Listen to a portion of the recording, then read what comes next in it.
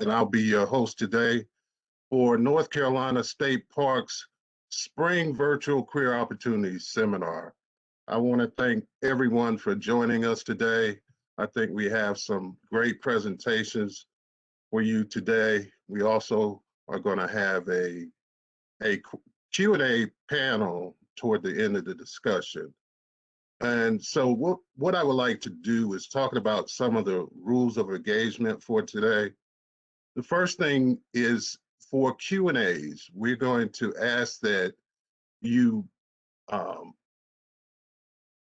put the name of the person that you want to ask the question to first, then ask your question, then your name and your university. That way, our Q&A host will be able to organize your Q&As. So we would also like for you to draft your questions as the seminar goes on. Therefore, we can then organize again. So I hope you enjoy our presentations today. This is our second Career Opportunity Seminar. The first one we did was a great success. We got a lot of good feedback from it, and a lot of requests to have more. So with no further ado, let me go ahead and introduce part of our management staff who will be doing our welcome today. I would like to welcome Mr. Sean McClone, our Western District Superintendent. Sean? Thanks, Rodney. I'm happy to be here, very happy to see this number of attendees, and hope this is as successful as the first one that we did. I hope each one of you find a lot of value in this and ultimately consider a career in state parks. Like Rodney said, my name is Sean McElhone. I'm the West District Superintendent. I have served in a number of roles in the state park system, including as a seasonal employee, a park ranger, park superintendent, and now as a district superintendent. I've had the privilege to work all over the state. I started my career at Mount Mitchell and also worked at places like Hammocks Beach and Fort Fisher along the coast, and then Lake James before my current role. I've been with the division for over 20 years now. I can truly say I never would have wanted any other career. Working in state parks in a variety of roles is truly a great job and a great and worthwhile and rewarding career. Carl, if you want to give me the ball, I can share my screen.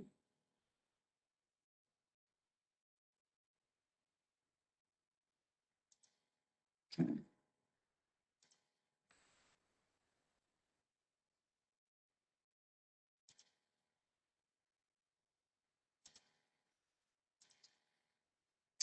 Okay, I hope everyone can see that.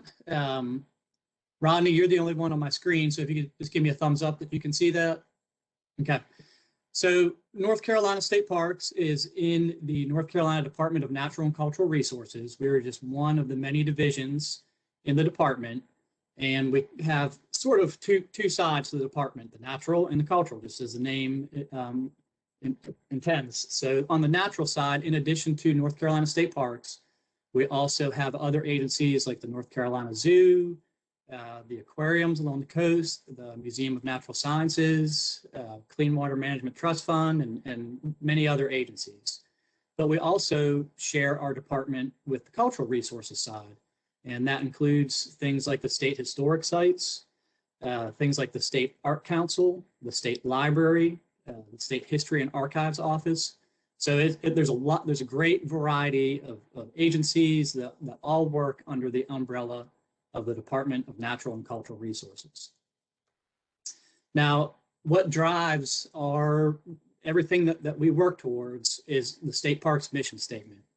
And I'm not going to read this word for word to you, but you can see that there's really three main components, and that is conservation, recreation, and education. And they are not listed in a priority order in our mission statement. Each three of these components hold equal value. And this mission statement, like I said, really drives everything that we do on a daily basis and setting strategic long-term goals. We always keep this mission statement in mind in everything that we do. To go a little bit deeper into each of these different components, conservation could mean a lot of different things. It might mean acquiring land to protect it from development, acquiring land to protect watersheds from pollution. We do also take an active role in our natural resource management, and whether that's prescribed fire or wildland fire suppression or invasive species management, which trying to eradicate species that aren't native to our parks or to our state, and also just general species monitoring. That may be something like monitoring our sea turtle nests along the coast, where we actively inventory each and every nest and try to get a good idea of our nesting population of sea turtles along the coast. And I'm going to try to kind of breeze through some of these and give a lot of broad strokes, because you'll be getting more detailed information from some of these other presenters today. The recreation component includes everything that you would expect to do in a state park, whether it's hiking, camping, picnicking, and so on. Other activities such as mountain biking and rock climbing have become even more popular in the last couple of years, as there's been sort of a renewed focus on outdoor recreation. And as we've seen this last year with the explosion we've had in our visitation, just a simple thing like hiking in the woods really means a lot to people. And during this pandemic, as we saw our visitation increase dramatically, hiking was by far the #1 activity. And our hiking trails and parking lots were full almost every weekend. Education is a very important component. And we believe that our education program, really getting children in particular more familiar with nature and the out of doors, is really going to help kind of build the next generation of stewards and advocates for our state park system. So like I said, all three of these components are equally important, but the education one, especially for future generations of North Carolinians, is very important. And we accomplish that through a variety of means, whether it's interpretation or environmental education, through our Junior Ranger program, again, working with children, and also through something like our Ask a Ranger podcast, where we have rangers interview other park staff or other outdoor professionals about just what's going on in the outdoor setting. And again, I'm not going to read this word for word. I hope y'all can get through it on your own while this slides up. But North Carolina State Parks has a great history. We were actually the very first state park system in the Southeast. So Mount Mitchell, due to concerns of logging operations as it approached the summit, caused a lot of concern for the governor at that time, Locke Craig. And upon seeing the devastation that the clear cutting was doing to the mountain, he immediately went back to the Capitol and started trying to convince the General Assembly that we needed to protect Mount Mitchell. And again, Mount Mitchell is the highest peak east of the Dakotas. So it was very important. Even then, they realized the importance in protecting these special places. The next big event that happened to state parks was in 1929, when there was legislation that created 7 state lakes that ultimately became state parks and managed by the state park system. And those include things like Jones Lake, Singletary Lake, Lake Phelps at Pettigrew, and others. And then the next kind of big point in our history was in the 1930s, when the Civilian Conservation Corps was created. And this was after the Great Depression and the federal government programs to try to get people working and stimulate the economy. But through that, we created 9 new state parks, including some pretty iconic ones like Fort Macon, Morrow Mountain, and Hanging Rock. Then in 1965, the federal government created the Land and Water Conservation Fund, which provided critical funds to acquire land for conservation. And through that process, we were able to create Pilot and Stone Mountain State Park. Then in the 1970s, there was the kind of an environmental revolution of sorts, where people started to become very concerned about just the ecology and the state of nature. And through that, we were actually able to, somewhat for the first time, start receiving state appropriations to protect these places. And through that kind of movement, we were able to create Eno River, Merchants Mill Pond, and South Mountain State Park, among others. And it was actually not until 1985, so you figure 70 years after Mount Mitchell was authorized, that the State Parks Act was passed into law. And the State Parks Act is what gives us our legal authority to operate our system and directs us on how to manage our lands and sets in kind of place the rules and regulations for our parks.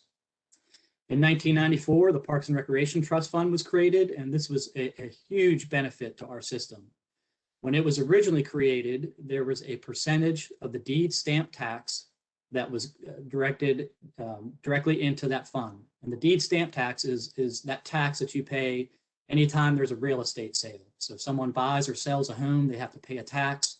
A portion of that went into that trust fund, and we were able to use that to really focus on land acquisition and facility development.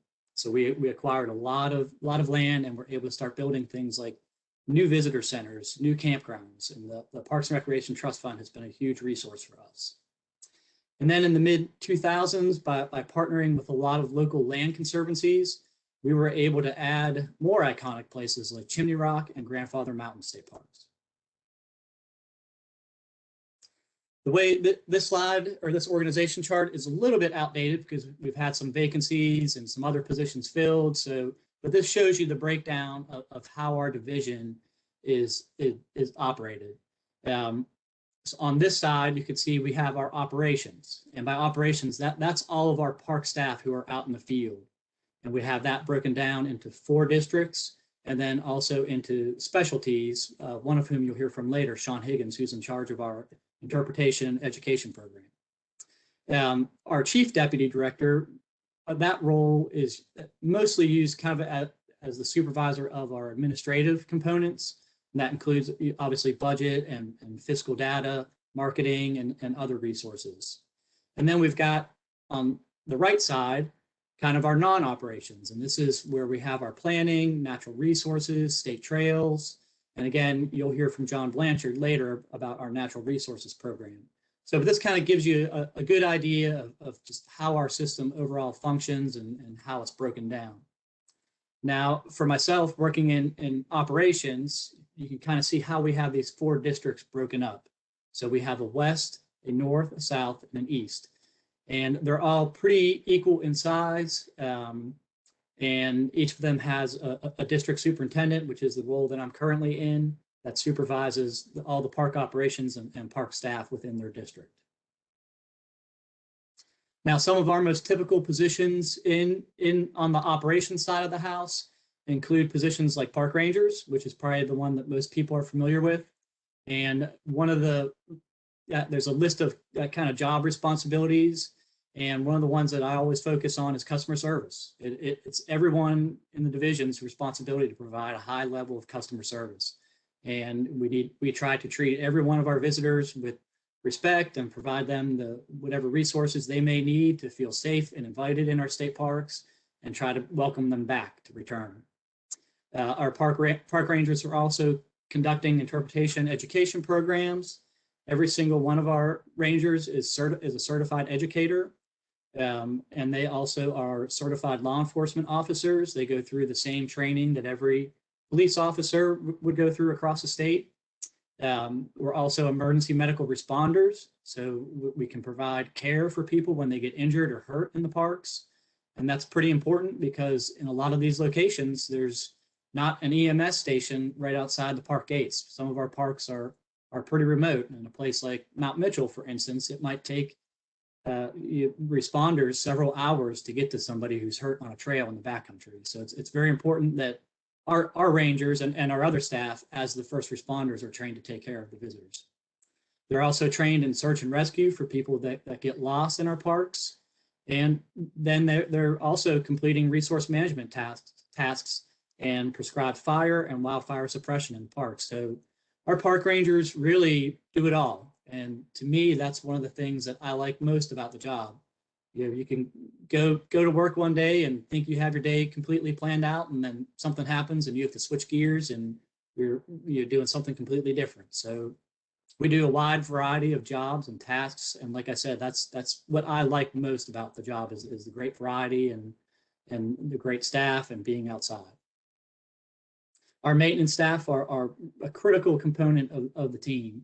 And, they, from things like licensing and maintaining their licenses and credentials.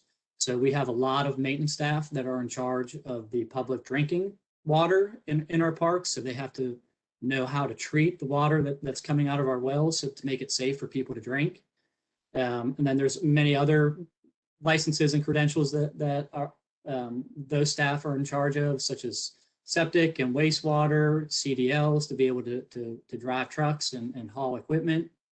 They're certainly in charge of facility maintenance and repair, project management, whether we have contractors in our parks or volunteers, making sure they're trained and supervised.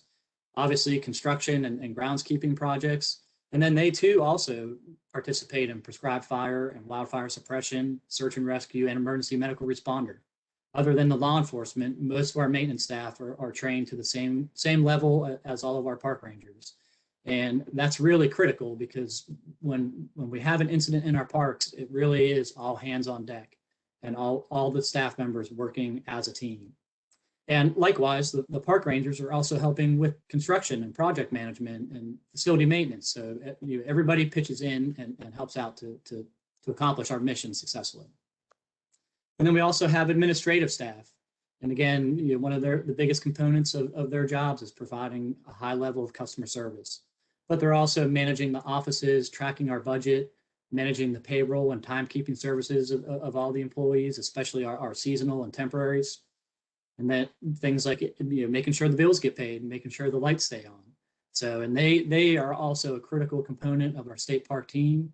Often they are the very first people that our visitors meet as they enter a park. One of the first places most people will go is into the park office and talk to our administrative staff before they interact with any park ranger or maintenance staff out in the park. So that's kind of just like I said, a really quick breakdown. I know you're going to get some more detailed information from some other presenters. And like I said, I hope you all really consider a career in state parks. I couldn't imagine ever doing any other career. I've really have loved all 20 years of my job, and if there's anything that I can do to help anybody attending today's seminar, I'm sure you could get my email address from Rodney, and I'd be happy to help you however I can.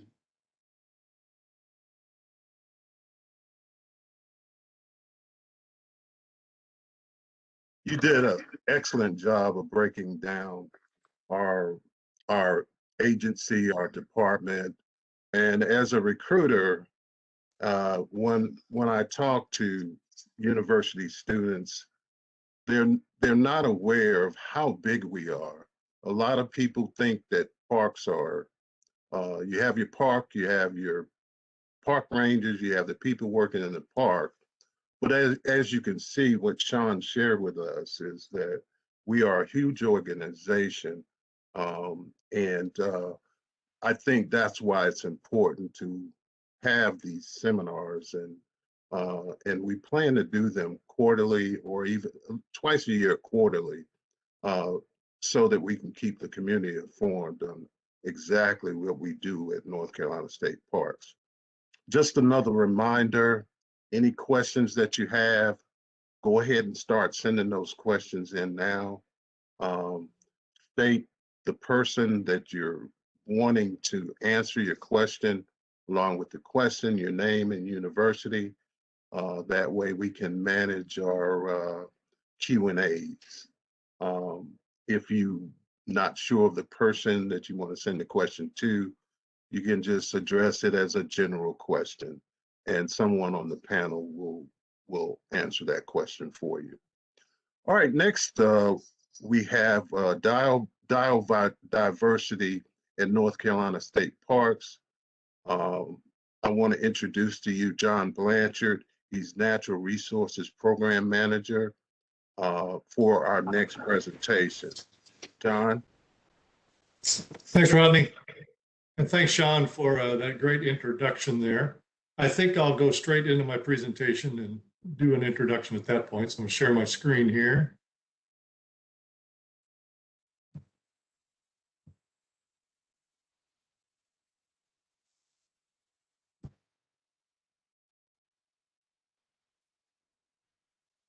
How's that look, Rodney?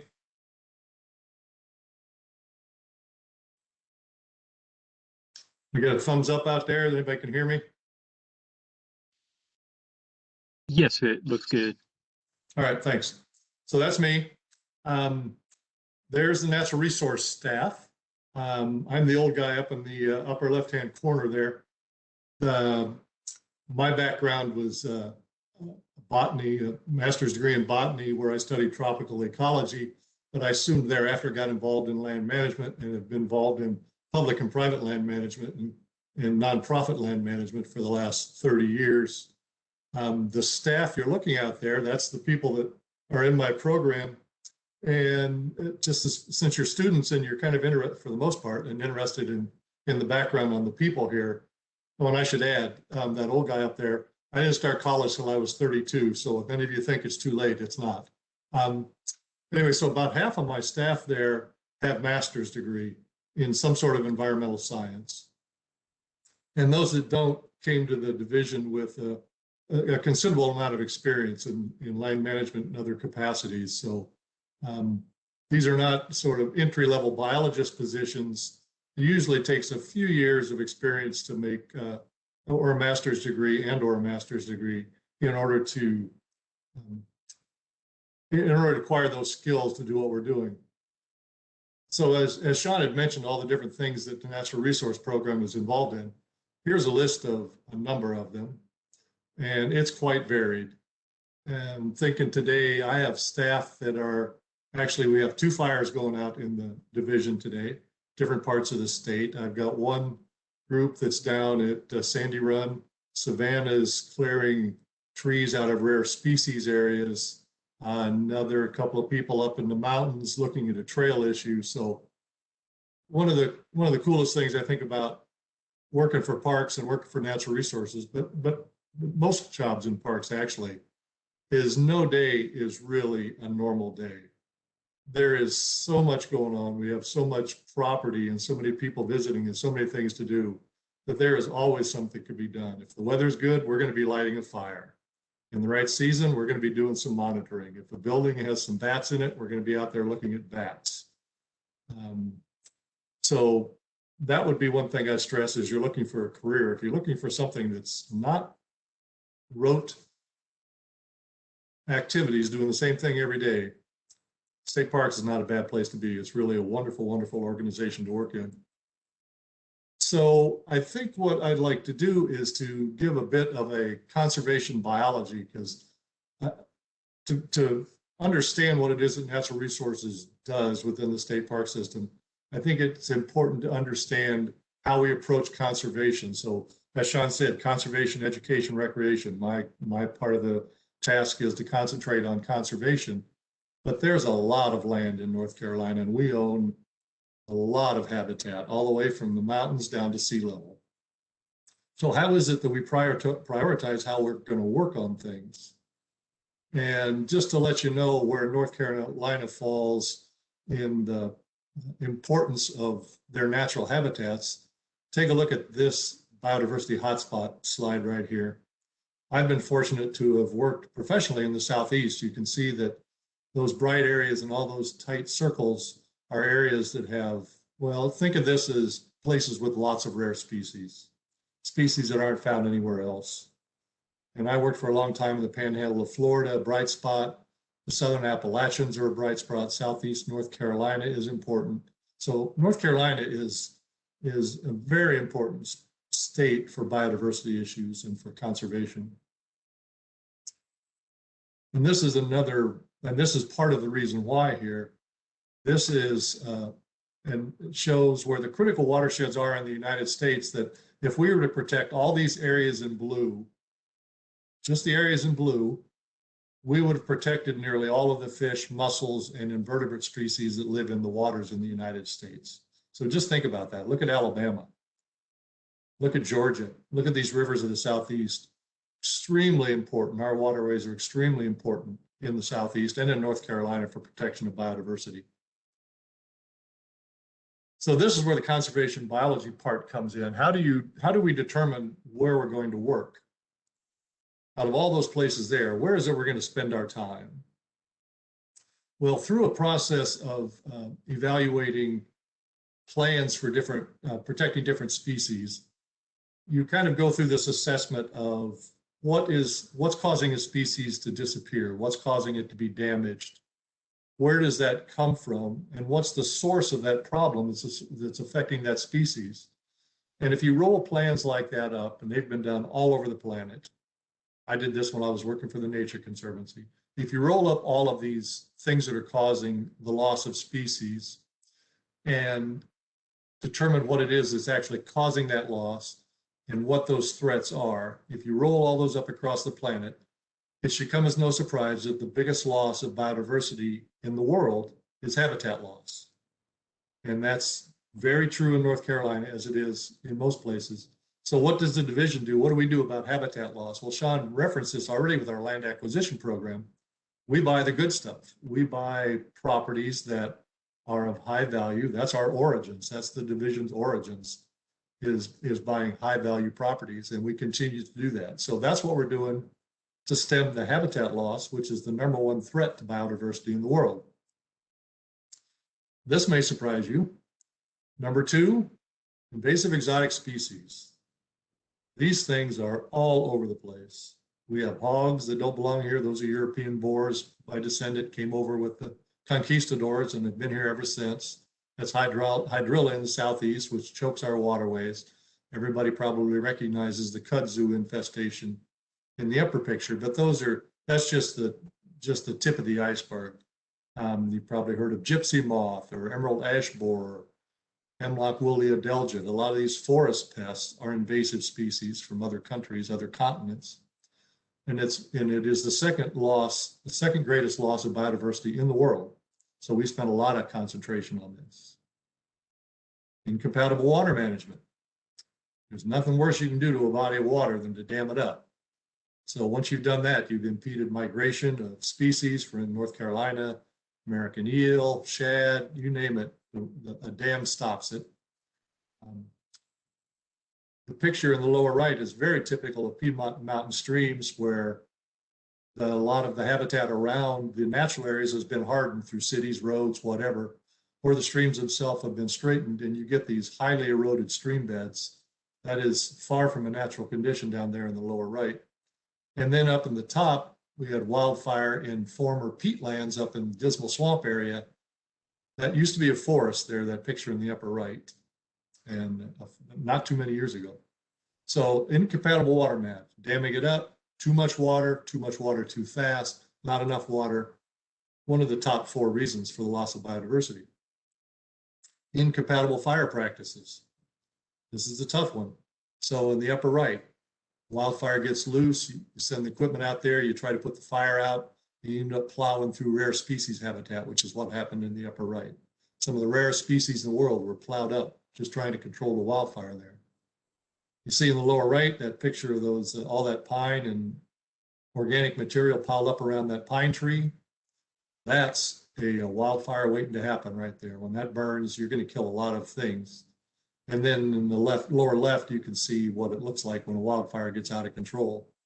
So incompatible fire, too much fire, not enough fire, too long a period between fires, improper control of fires. Lots of things add up to incompatible forest practices, fire practices, and that is a worldwide problem. You've heard of fires in the Amazon. That's the kind of thing we're talking about. And that is not unique to the Amazon. It's happening right here. Looks like I lost a slide, but we won't worry about that. So when it comes to incompatible fire practices, this is interesting and maybe new to some people. So if you look at these intervals, I hope they're readable, but you can see the southeastern United States all the way from New Mexico up through Virginia, high fire frequency parts of the planet. Some of these areas within those habitats historically would have burned every 2 years, most of them every 4 years at a max. So think about that. How much of the land in North Carolina, if we just concentrate on that, how much of our land actually has a fire every 3 or 4 years? Not much is the answer to that. And it's a difficult thing to accomplish too. thing called wildland urban interface, which I think is a really cumbersome term, but just think of it as how close are houses to the woods. And North Carolina is one of the most difficult places in the country to burn. We have more people living out in the rural areas on the edges of our natural landscapes than anywhere else in the country. It makes it very difficult, but even more important for safety reasons. So here's an incompatible forestry practices, another one of the great threats throughout the planet. Everybody's familiar with clear cutting. Again, everybody's especially familiar with that in the Amazon, clear cutting for agriculture. Planting the wrong tree in the wrong place.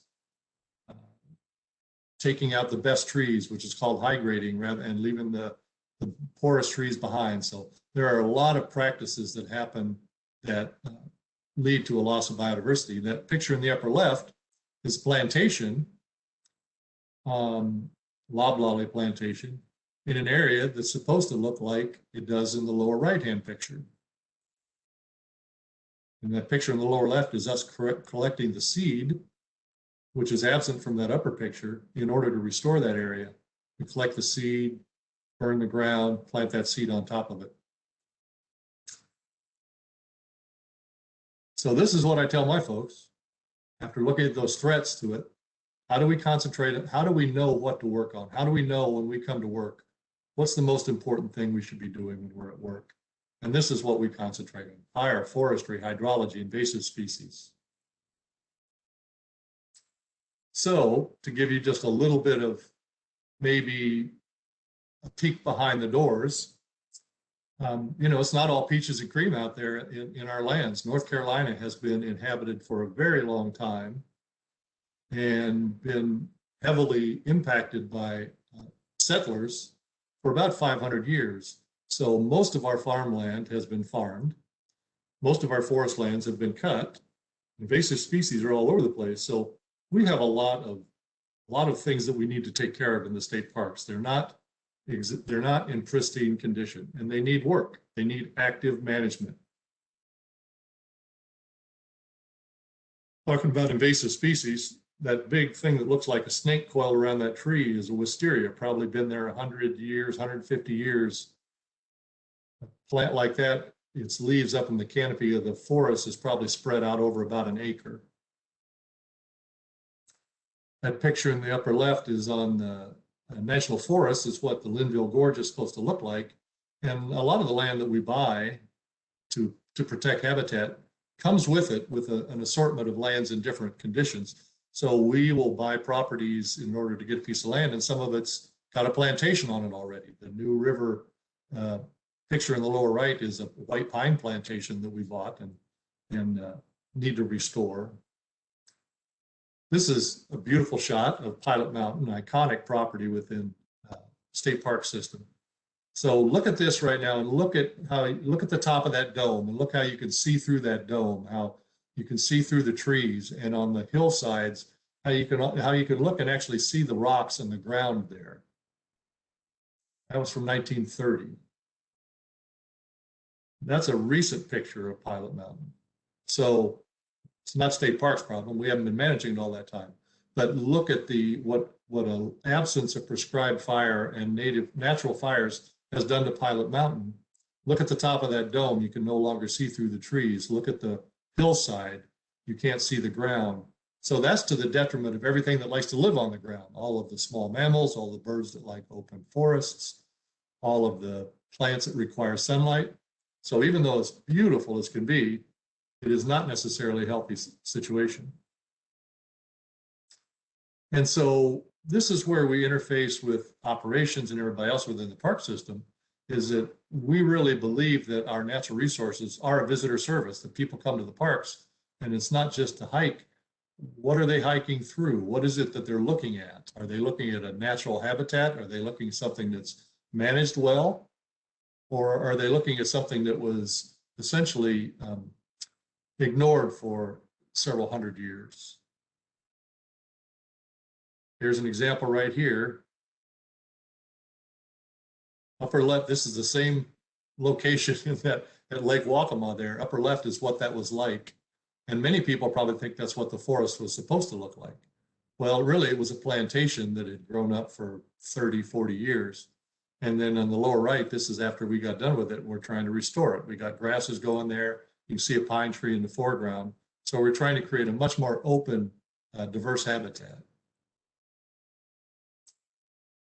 So this is what we're doing. Fire is a big deal to us. This is what we've been able to do over the last number of years.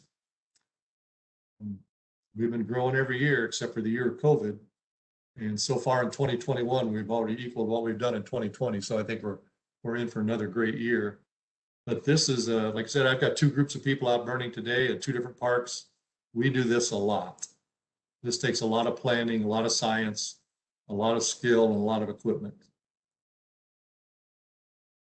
So this one I tell my people,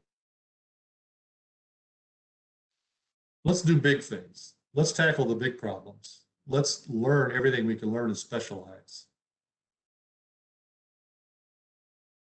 Look at that last line. We can't do it alone. Partnerships. This is partnerships within the division. This is operations, natural resources, the maintenance mechanics, the rangers, the operations, the office staff who are able to contact law enforcement and contact fire control, and it all worked together to accomplish these things.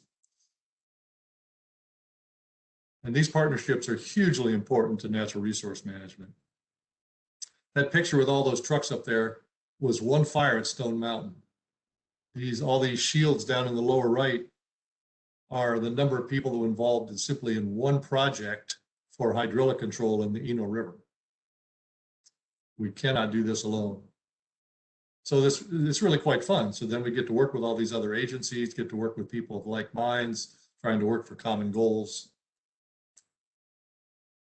And sometimes it's tough. We try to incorporate people visiting the parks with our natural resource management. A lot of what we do is pretty intrusive. Smoke in the park is very difficult to deal with. Blackened trees and soot is not necessarily desirable from a visitor standpoint. But then again, it's pictures like this that remind me people really, really appreciate what we do. This couple here was showing up for a wedding, and we were trying to squeeze a prescribed fire in before the wedding ceremony. They showed up early, and we got, oh my goodness, what are we going to do? And this is what happened. The photographer and the bride decided that was a perfect background for their picture. So there's natural resource management in the time of COVID, social distancing before a fire, getting a briefing, getting ready to head out and do our work. So any questions you have about what we do with natural resources, just let me know. I appreciate your attention.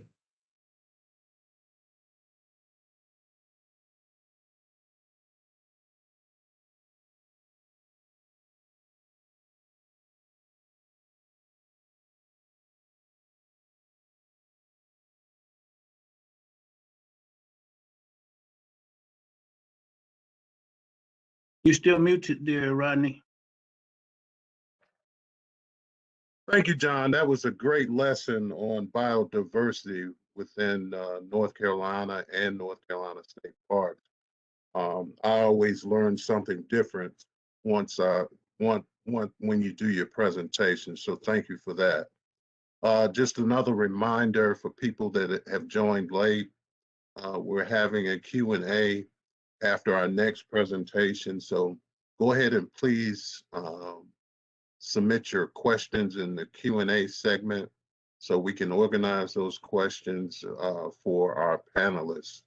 If it's a general question, just go ahead and say that it's a general question, not to a specific person.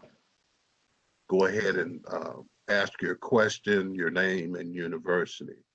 That would help us out a lot. And go ahead and get your questions in early. Therefore, we can manage our Q&A segment. So our next presenter is on interpretation and education at North Carolina State Parks. I'd like to welcome Sean Higgins, who is the Interpretation and Education Manager. Sean, welcome.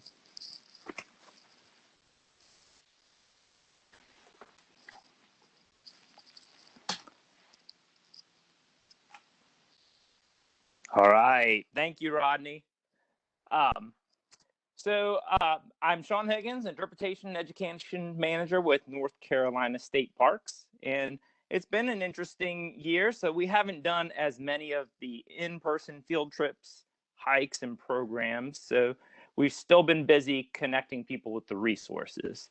So I'm going to turn it over to Jarrett to start. Take it away, Jarrett. We're going to roll with a video to start out. Sounds great. Bear with me here.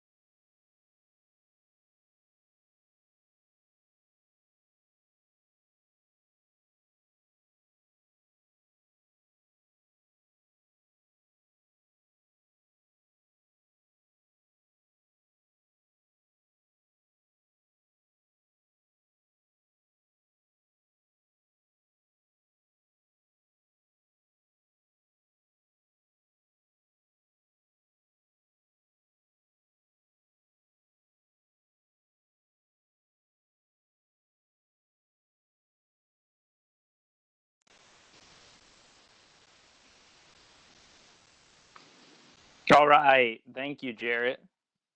It wouldn't be a state parks interpretation and education demonstration without having some kind of live animal, box turtle, or snake. So this is the classic park ranger program. Having a snake, and we show these wildlife sometimes. Now these are usually our pets. We let the wild be wild, but this is Sparkles. It's actually my son's pet corn snake. As an animal ambassador, I know when I bring these out, people get squirmish and they back away. This Sparkles will not come through your video screen, so you can rest assured of that. So that's kind of the classic, or what often people think of as the ranger in the hat. But I want to share some of the storytelling that we do with state parks and what exactly is our interpretation and education role. All right. So, let's see. I'm going to get the ball and be able to share some slides. All right, cool. Hang on with me.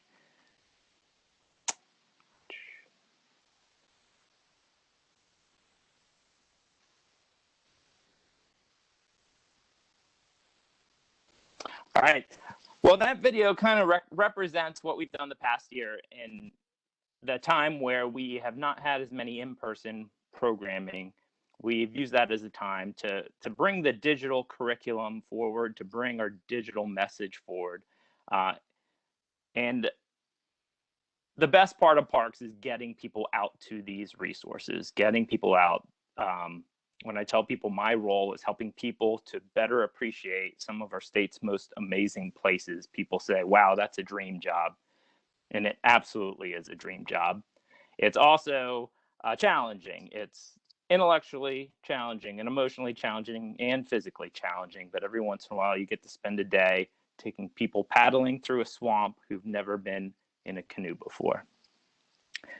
Now, we in state parks have been doing this for a long time, have been doing programming that gets people's eyes and their ears on the actual resource, the real thing. So we want to get back to getting people outside. Even our videos are encouraging people to go out and observe and appreciate these resources that we all share. So this is a picture from 70 years ago when park rangers were doing this. And here we have just a couple years ago, people doing this. I'm guessing that you are here because you are interested in working in the outdoors. And perhaps there was a mentor somewhere along the way that helped connect you with the outdoors. So that's a good Q&A or chat. Who was someone that served as a role model for you in the outdoors? And in parks, we get to be that role model for people. Here we have one of our rangers collecting butterflies for a butterfly program, mentoring or being that role model for someone in the outdoors. I remember when I was trying to figure out what to do with my own career, a mentor of mine made me isolate what were the things that were important to me in a career. And those things were, I knew I wanted to spend some time outside. I knew I wanted to work with people in my community. And I knew I wanted to feel like I was making a difference. And so parks represents the perfect fit for all three of those things. My path here went different ways. I was a research scientist. I studied spiders, got a master's in zoology. That was wonderful, but I found that I was spending a little bit of time outside, but mostly doing the statistics, which was okay. And I wasn't working with people. So that wasn't the perfect fit for me. I spent time teaching high school biology as an interim biology teacher. And that was great. I felt like I was making a difference and working with people, but not getting the outdoor time. So parks was a way to really get those things. All right, now once we might have a group and we catch those butterflies, and I know Rodney and team have some door prizes. If you know what this is, what species this is, enter that into your Q&A or chat, and maybe we've got a door prize for you.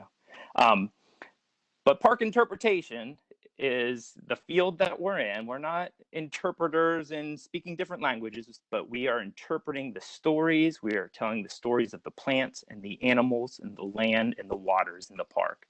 So here, these students are getting to collect butterflies, and then they're going to tag them. And you can see on this butterfly in the middle, it's got a little circle sticker on it. That's a license plate, so that scientists can catch these butterflies in Mexico. These butterflies have one of the longest insect migrations of any insect on the planet. And so they go down to Mexico, and a researcher might catch a butterfly that we tagged and be able to track the populations of these monarch butterflies. Now, what an amazing experience that these students have getting to catch and hold and tag a butterfly. And then we tie that experience back to why the park is important, why conservation is important. It's not just that butterflies are beautiful and amazing, which they are. It's also that these butterflies need milkweed in order to lay eggs and survive. They need native plants to get nectar as they migrate down. So they need native plants, and they need the type of plants that don't necessarily grow in our lawns and around our homes and around our shopping centers. So in order to have these amazing plants and animals, we need parks. Sean talked about our mission of conservation, recreation, and education. I'm going to talk a little bit more about the storytelling and the interpretation part of our mission.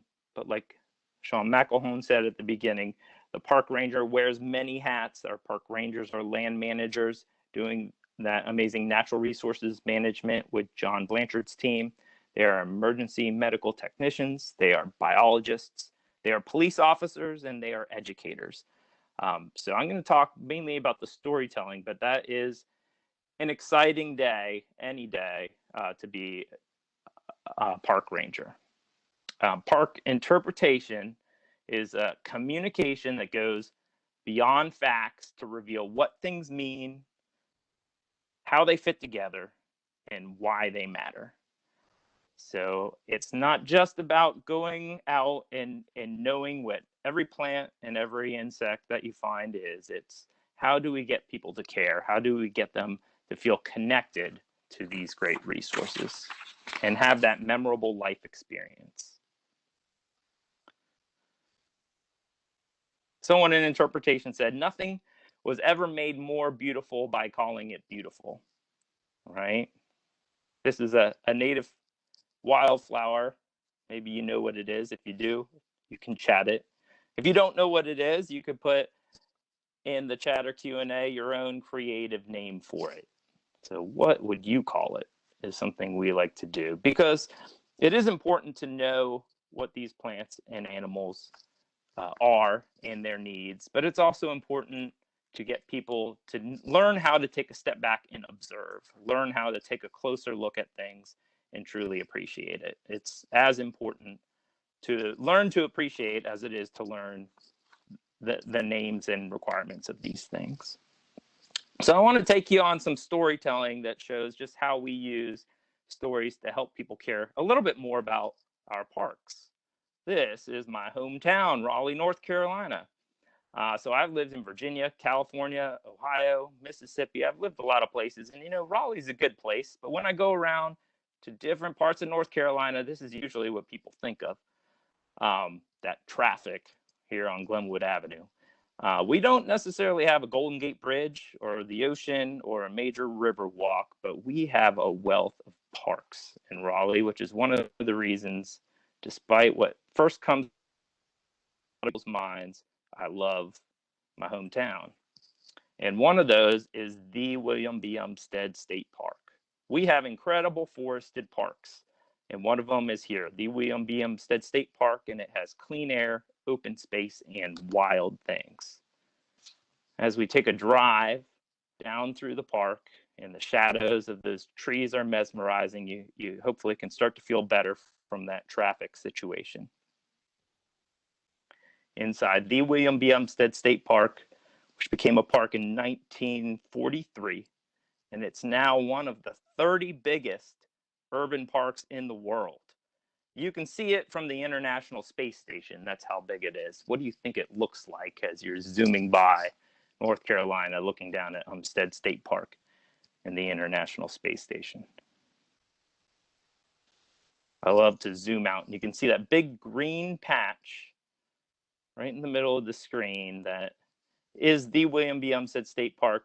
It's a 6,000 football field forest next to our state capital, Raleigh, and Durham, North Carolina, and the town of Cary and the airport. We have this great protected place where we have animals that you don't find anywhere else around, like bobcat, because we have this protected forest. But it wasn't always a forest. In fact, 100 years ago, if you went back 100 years in this park, there were very few trees at all. It was mostly cornfields and bean fields and wheat fields and some cotton fields. It was small family farms, but the land had eroded, this is 100 years ago, from poor farming practices. And the families farming there had a tough time getting by. And then the 1930s was another challenging time for the country, the Great Depression, which made it even tougher to get by on this poor farming lands that had eroded. So the lands were purchased by the federal government, and families had to resettle elsewhere. And part of Roosevelt's New Deal was the Civilian Conservation Corps, pictured here. Beginning in 1936, young unemployed men ages 18 to 26 were hired for the Civilian Conservation Corps, the CCC, to build the park, to build roads, and they built cabins that still exist, and picnic shelters and tables and trails.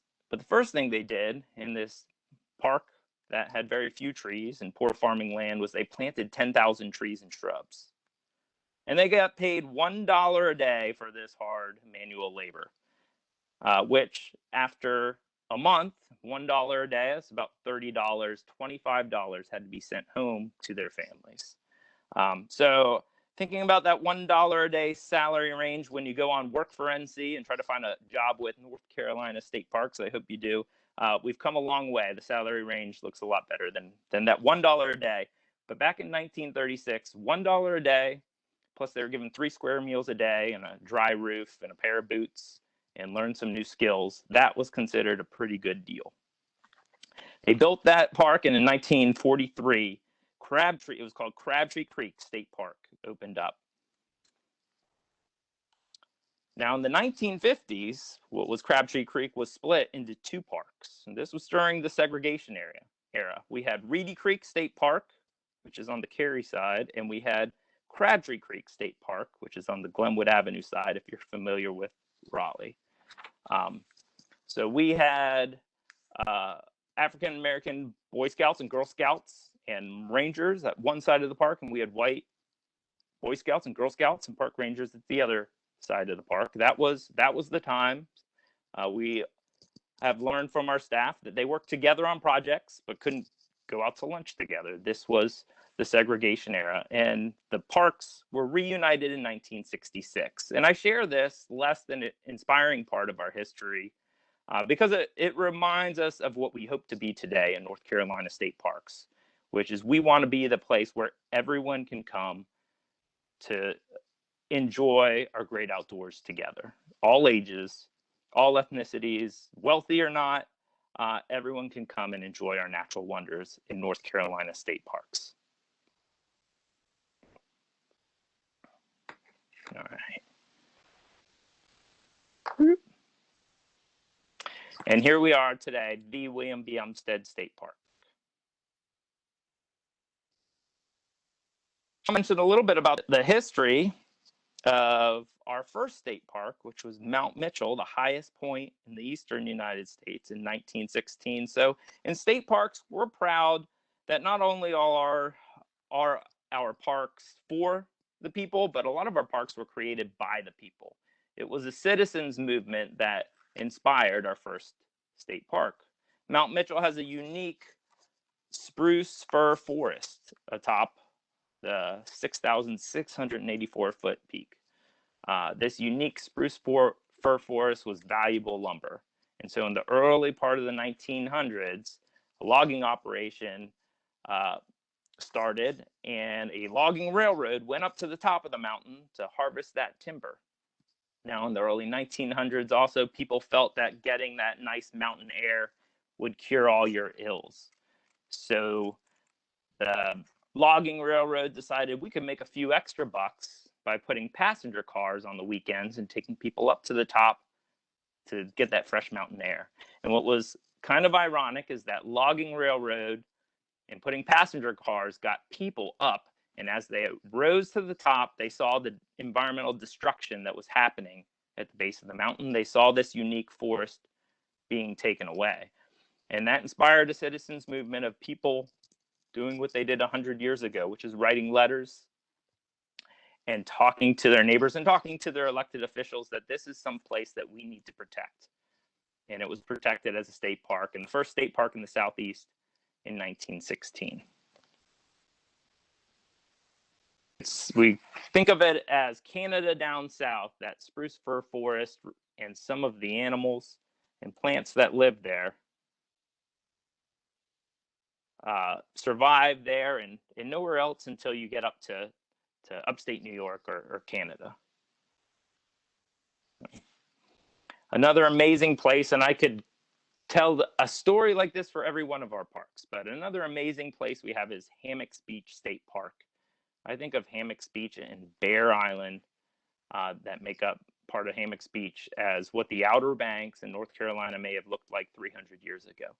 No roads, no houses, this magnificent barrier island.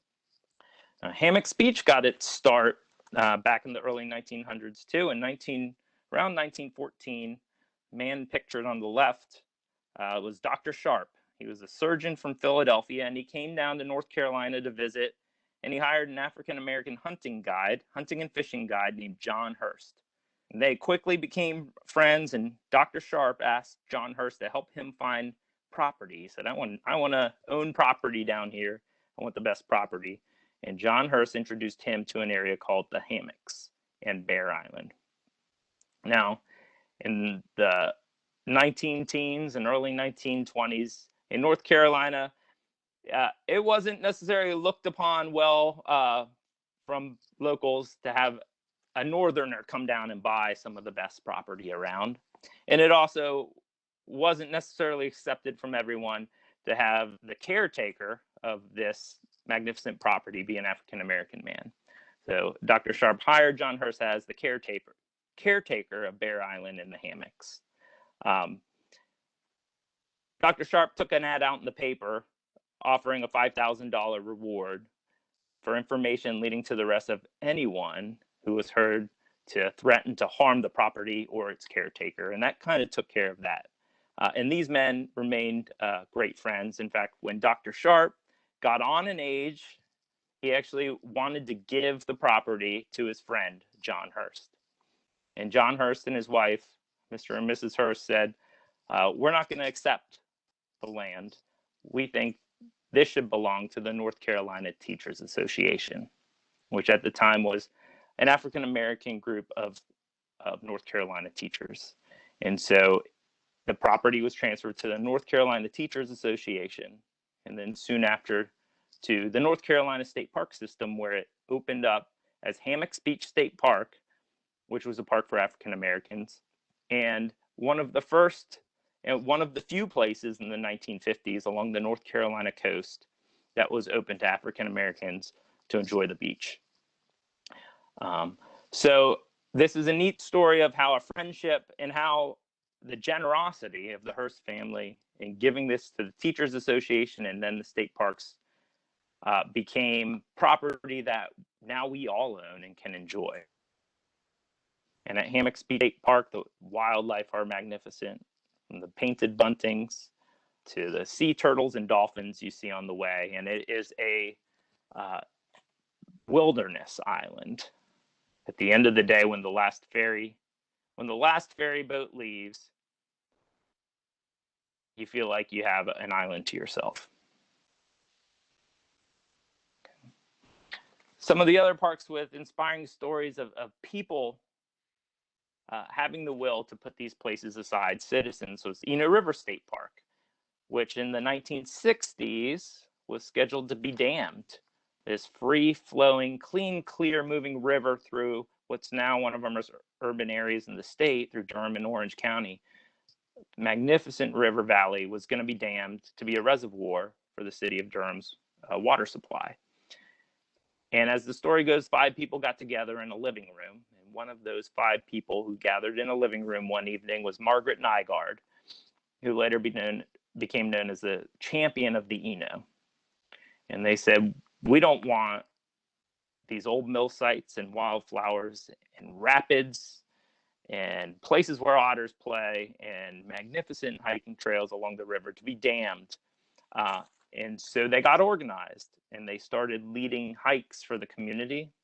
They started doing slideshows of the wildflowers of the valley to get a movement going of people who wanted to protect the Eno River Valley. And in 1972, they were successful, and Eno River became a park protected for the foreseeable forever. So thanks, Margaret.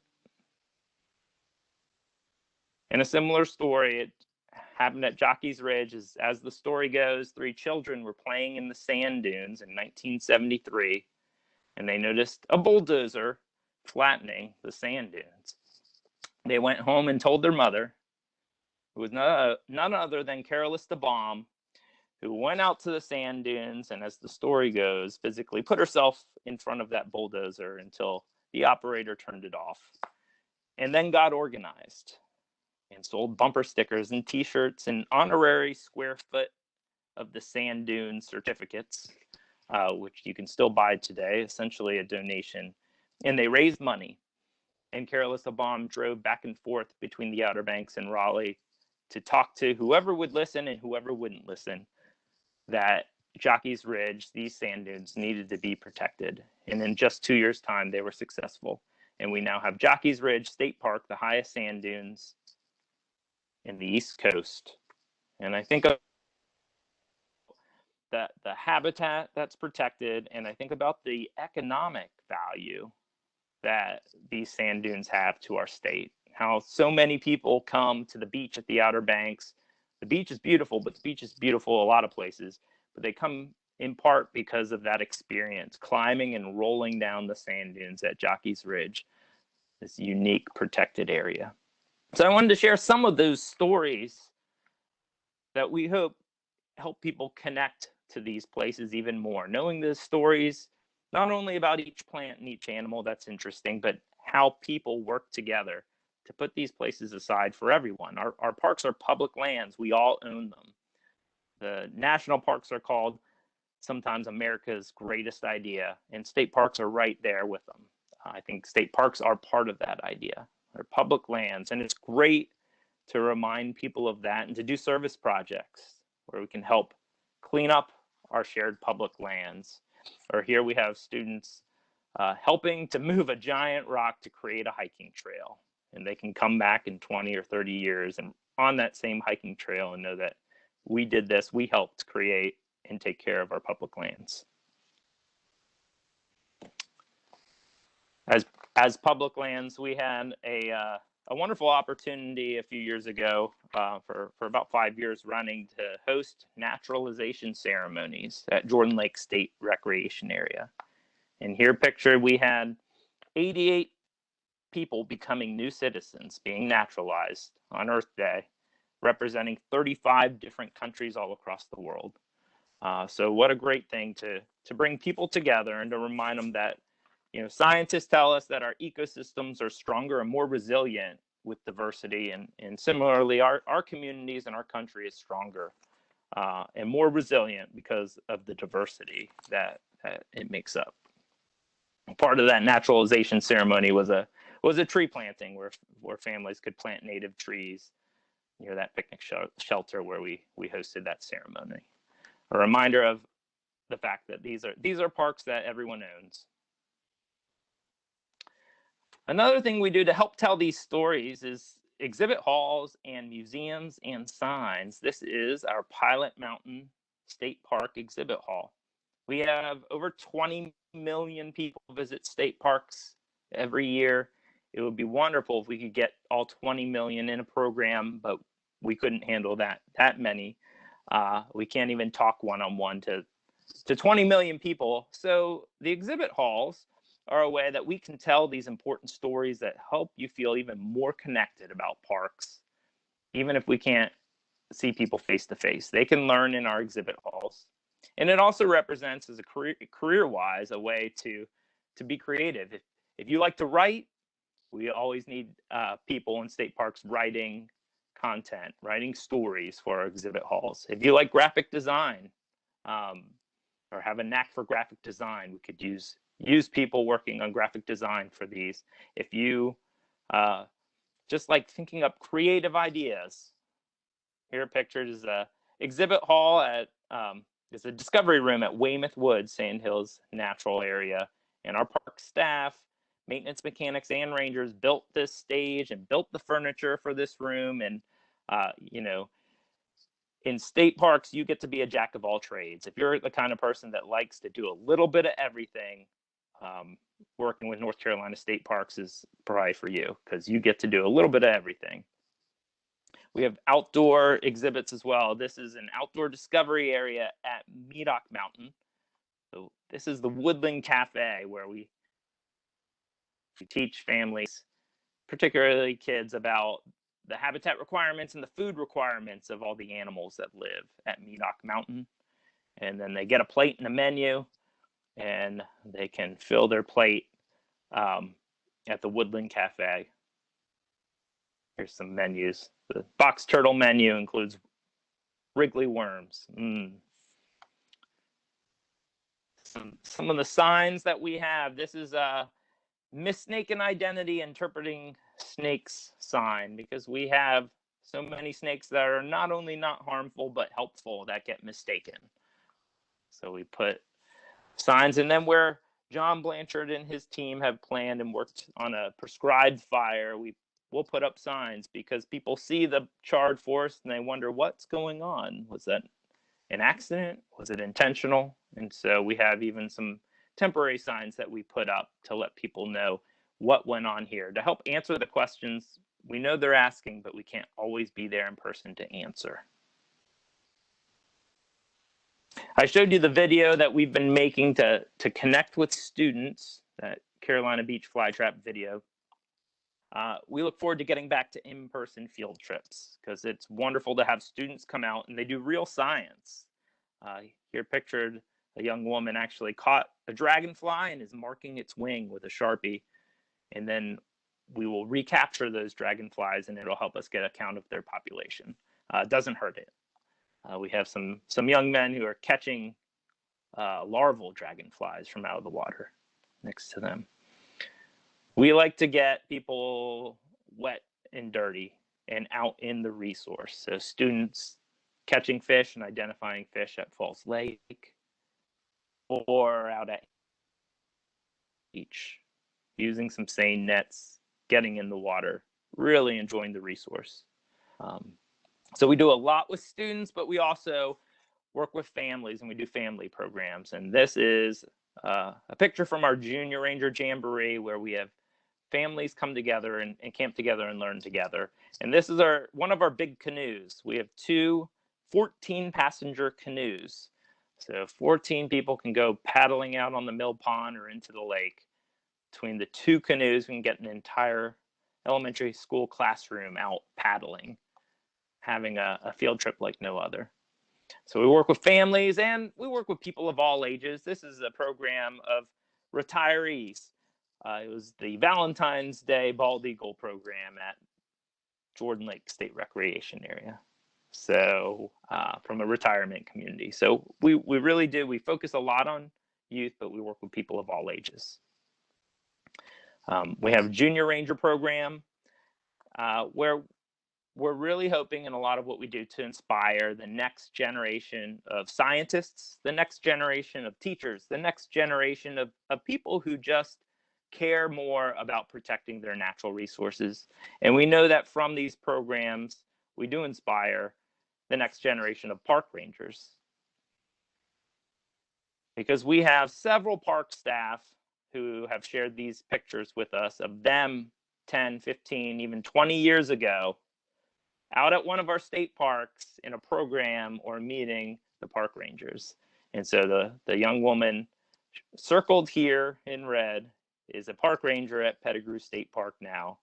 And this is a picture of her visiting the park when she was young. We have a lot of these pictures, so we know that we are connecting and making a difference.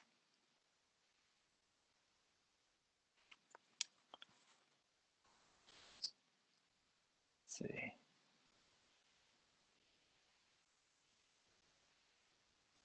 Right. All right, so thank you for your time. If you are looking for a role where you get to spend some time outdoors, connecting with people in your community, and feel like you're making a difference, we have some fantastic maintenance mechanic, office assistant, park ranger, natural resource manager, and environmental education positions in North Carolina state parks. Thank you so very much, Sean.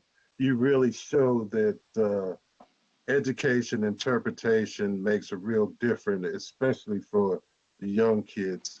And it's great to hear about the advocacy stories of people standing up to protect the habitat and the things that we enjoy at the state parks right now. So thank you for that. Oh, you're welcome, and I'm glad I got through that because I'll be honest, my son's corn snake was making a run for it. I'd keep going and make sure that he would not have forgiven me if I lost his pet. So I got her. Okay. I've got her though. Good job. Good job. Next, what we'll be doing is we'll be doing a question and answering panel discussion based on the questions that you send us. I want to introduce other people on the panel. I'll give them the option to if they want to say anything or not. But let me first introduce our Q&A host, and that is Danielle Kinsley. She's going to be answering your questions, and we're going to be doing some giveaways at the end. Danielle, will you say hello? Hello, everyone. Okay. Next, we have we have on the panel Nora Coffey. She's a superintendent of Lake James State Park. Nora, you want to just say hello and say anything? Yeah, hello everybody. My name is Nora Coffey. I'm the park superintendent here at Lake James in Western North Carolina. And I'm open to answer any questions you might have about being a park ranger, being a park superintendent. Tomorrow is actually my 14th anniversary with North Carolina State Parks, so this is great timing. And it has been, just like Sean has stated, McElhone, it's the most rewarding career I could have ever hoped for, and it allows me a great variety of things to do. No 2 days are ever alike. And I'm happy to say a little bit more later on, but I'll be here all afternoon for questions if anybody has any. Thank you. Thank you, Nora. Next, we have with HR. If you have any HR questions, go ahead and submit those. We have Willa Strickland from HR. Say hello to everybody, Willa. Hello. I'm Willa Strickland. I'm the lead HR technician for Parks and Recreation HR. So I'm happy to answer any questions that you may have. Okay, thank you, Willa. And also from IT, anybody out there from IT, we have Carl Jeter, who will be able to ask any questions about an IT career with North Carolina State Parks. Carl, can you say hello to everyone?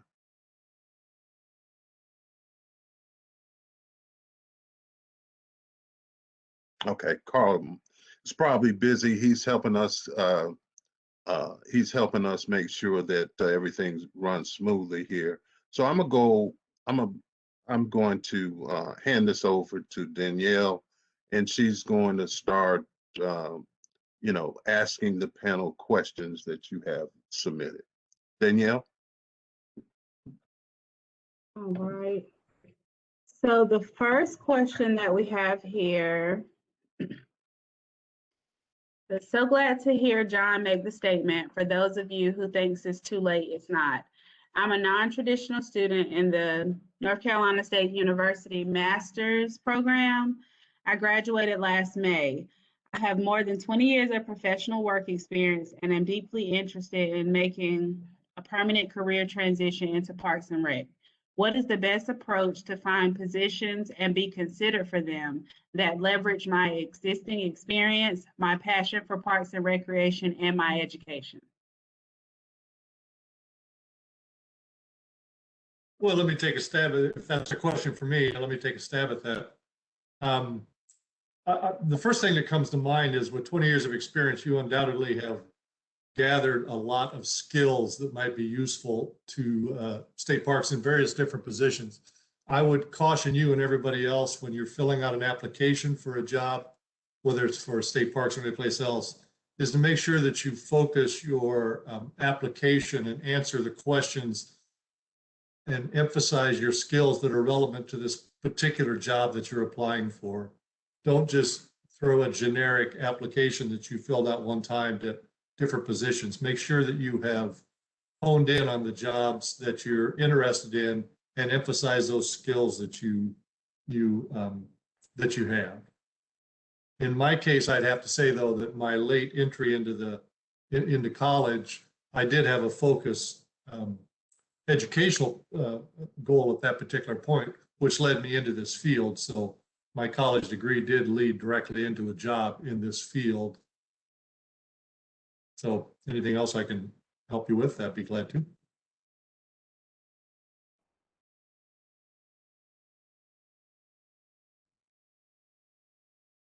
Okay. Now, our next question says it's a general question. I am working as an environmental educator for a nonprofit working out of Asheville, North Carolina. One thing I struggle with is reaching the rural demographics of students, specifically high school age.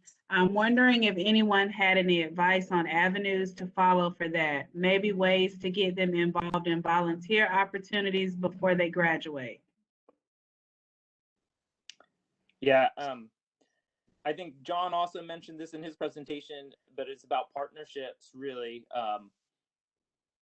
It sounds like working with a nonprofit environmental education organization and trying to reach high school students, I would start with the high school teachers. Often they're a high school biology teacher if you're looking at the natural sciences. Sometimes there's a biology club or there's a will to start one. So that would be one place to start. And then existing youth organizations, 4-H, Scouts, finding those partnerships where someone already has all the health forms and recruited all the students, and they may even already have an interest, and that's a helpful step.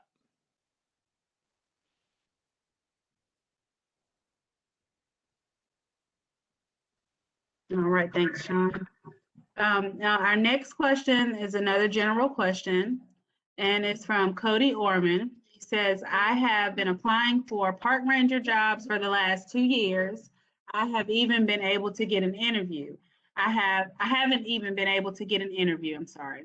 I have 3 years of seasonal experience and a bachelor's degree in environmental science from UNC Wilmington.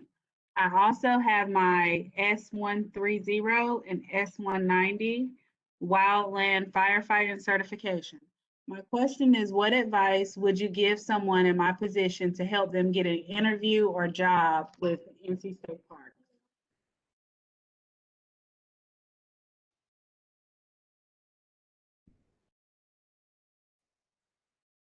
So it's probably going to be an HR type of question.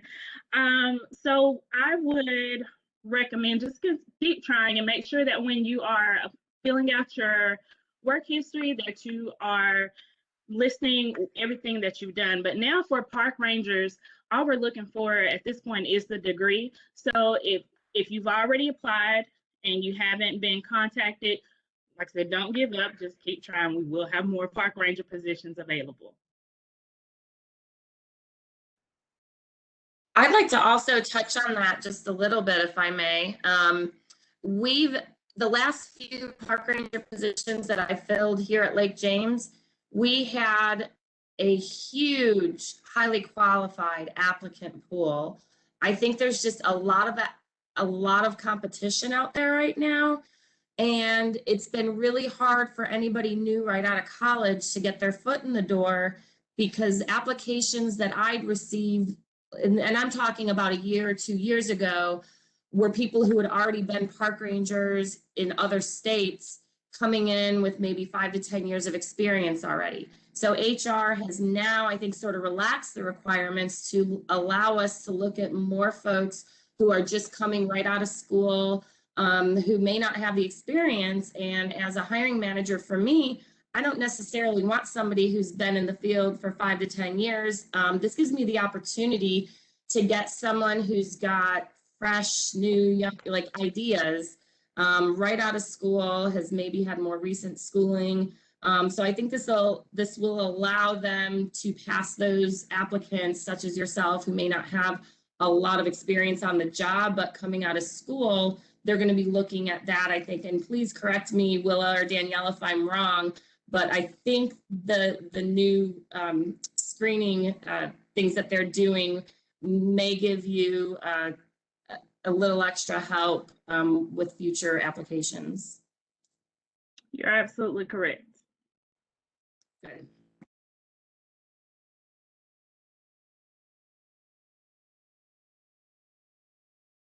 All right, the next question is for John Blanchard.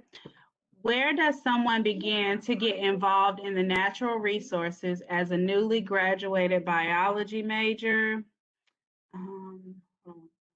Is this a career that involves much time away from home? So two different questions there, I guess. Let me answer the away from home one first.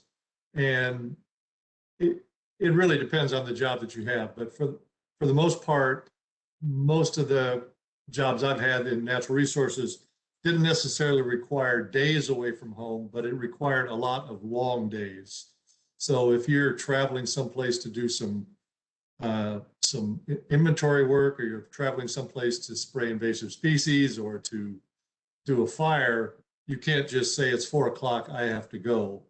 And so it's always been a challenge. It continues to be a challenge with me, my staff, and probably most people within parks. You're juggling with spouses and partners, how to take care of kids and dogs and things like this. So yeah, it requires some long days most of the time, but typically not. Overnight ones are fairly optional for most people in my field, I think.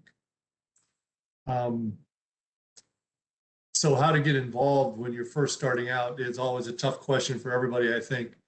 The volunteering with organizations that in the one I'm most familiar with is volunteering with a group like the Nature Conservancy or some volunteer organization where you can get hands-on experience. If you have the flexibility, we have found lots and lots of people through AmeriCorps and through the Peace Corps that get really valuable training and demonstrates after you're done with those that you have a commitment to what you're doing to service that really is useful for a job as a park ranger or park natural resource manager, something like that. But I think volunteering is really a good way to go. But barring any of those other things, you really just sort of have to start at the bottom of the rung and get an entry-level job for a couple of years until you get that experience. And that, I think, is probably the most common thing is you need, I have a son who thinks he's going to get out of college and make $130,000. That's amusing, but it's probably not likely to happen. And I think that expectation of what you can get out of college, in our field at least, needs to have a little dose of reality in there. And you need to start out and get an entry-level job and work on it.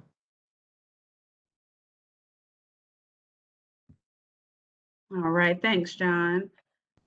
Now, the next question would be a general question. It says, with the variety of occupations in North Carolina state parks, is there or has there been any opportunities for employees to move between divisions?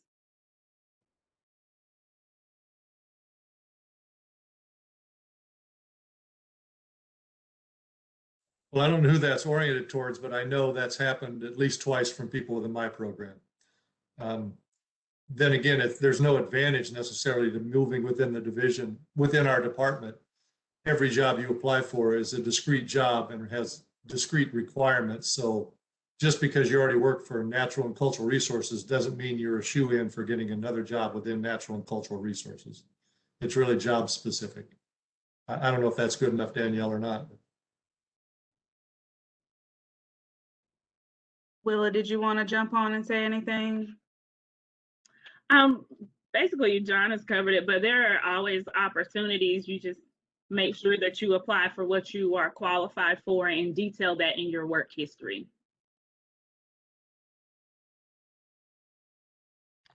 All right. Our next question, being a park ranger looks like a really great career opportunity. I currently work as a biologist and educator in South Carolina. What advice would you give to someone looking to get involved in the North Carolina park system? Which is very similar to the previous question. I can speak to that. And if anybody else wants to add on, that's fine. It sounds like, having the natural resource management experience and having environmental education experience, you're on the right track.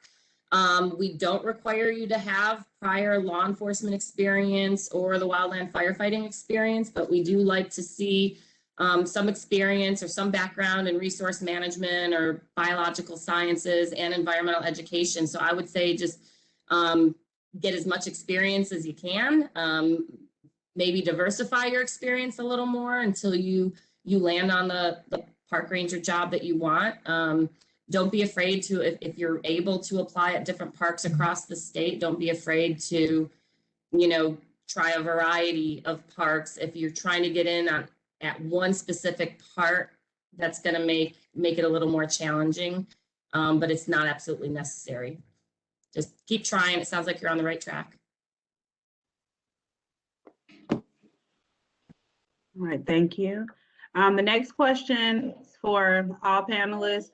What advice would you give to someone who is looking to make a career transition into the park system? So just anyone could jump in and answer this question.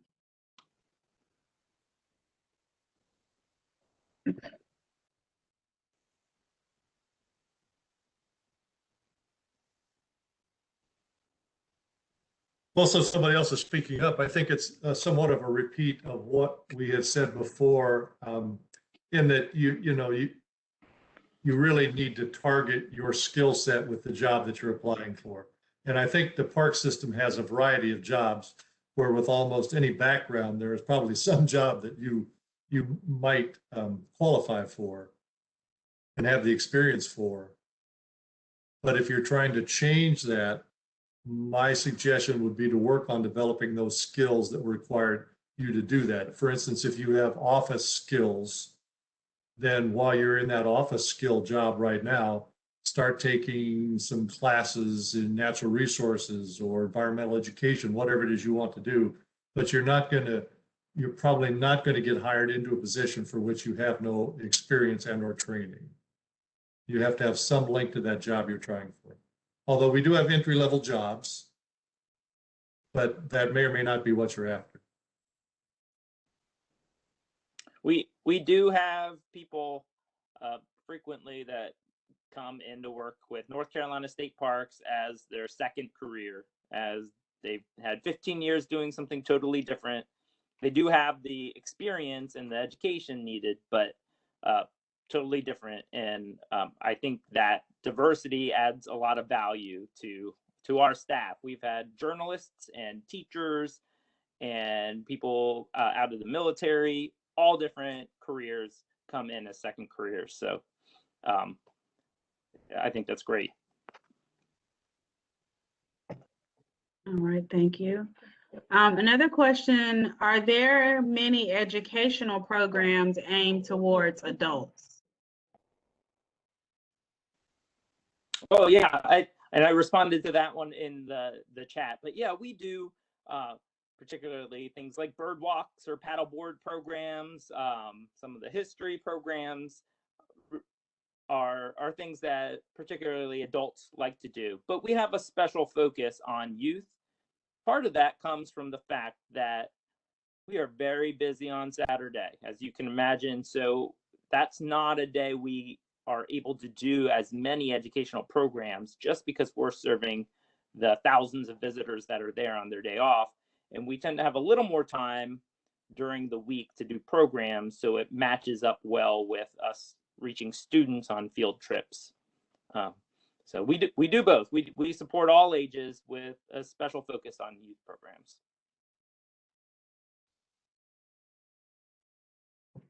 All right, thank you, Sean.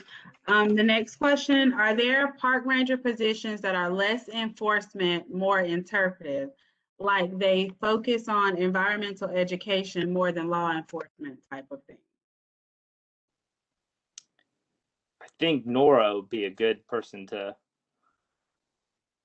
Yeah, so sort of two sides to this coin. We do have environmental educator positions. They don't have the park ranger title, they're environmental specialists, and they would basically be those folks that work regionally or at specific parks like Haw River State Park and do just interpretation and education, and also ranger training. And then there are, park rangers that work at every state park, and that is part of our mission. Every park ranger across the state is required to do a certain amount of environmental education. You can't go to any park and not be expected to do some. As same goes with law enforcement. Every state park ranger is a commissioned law enforcement officer. You always wear that law enforcement hat, but you're not necessarily always enforcing the law. You might be, you're doing a lot of programming. So I guess to further answer your question better, some parks are more heavy on the law enforcement. They have more law enforcement issues to deal with. And just by reaching out to the individual parks, you can kind of get a better idea of that. I think some of our reservoir parks are really large parks in the Raleigh area. Jordan Lake, Falls Lake, Carr Lake are much larger operations. Over 1,000 campsites at some of these parks. So they deal with a lot more law enforcement issues. They're almost become small cities in the summer. Whereas other parks here at Lake James, we have write citations. We don't have very many arrests. But we are expected to enforce the laws, and some parks just have, I think the bigger the parks, the bigger the campgrounds is where you're going to tend to see the ones that are more heavy on the law enforcement side of things. But every ranger is required to do education, resource management, and law enforcement, but some are going to do one a little more than the other. And like I said, just call around and feel free to reach out to the parks or any of us on the panel. You can certainly get in touch with me, and I can give you a little more info and put you in touch with more folks that I could recommend you talk to. Yeah, and I would add the positions that are focused almost exclusively on education. Full-time, we have 6. The positions where you do some education, but also law enforcement and resource management, or ranger and superintendent positions, we have maybe 220, and HR, human resources can make that more precise. So we just don't have as many that are exclusively education. And I will add, though, that each park has a lead INE or interpretive education ranger. So there is usually one ranger at each park whose role is to be the lead. So they're going to do more of the program management, and usually, in my experience, end up doing more education programs just by default.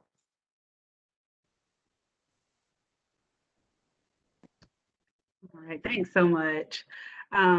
So that looks like the last question that we have. We had a few more in here, but Sean actually responded to them in the chat. So we don't have any more questions at this time.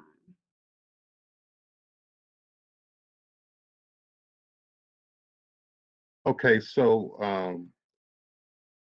I guess this is the last segment of the seminar.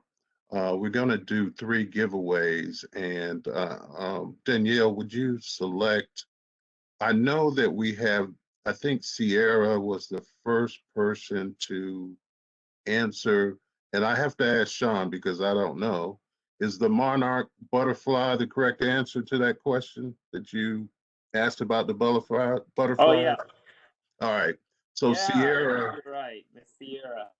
Yeah, Sierra is the first one to answer that correctly. So we'll figure out a way to get your information, Sierra, and get your gift out. And I guess, let's see.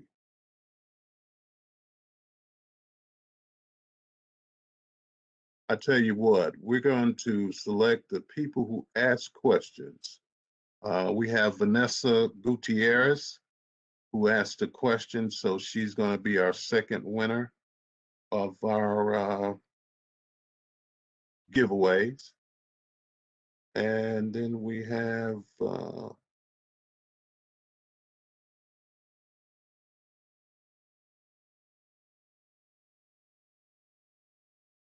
We also had JP. Sal answered a question. Sal? Okay. Yeah.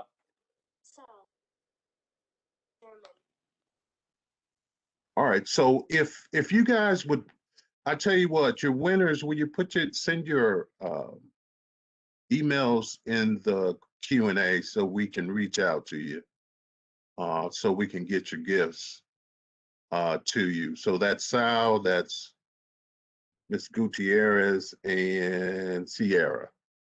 So please submit your information in the Q&A, your email.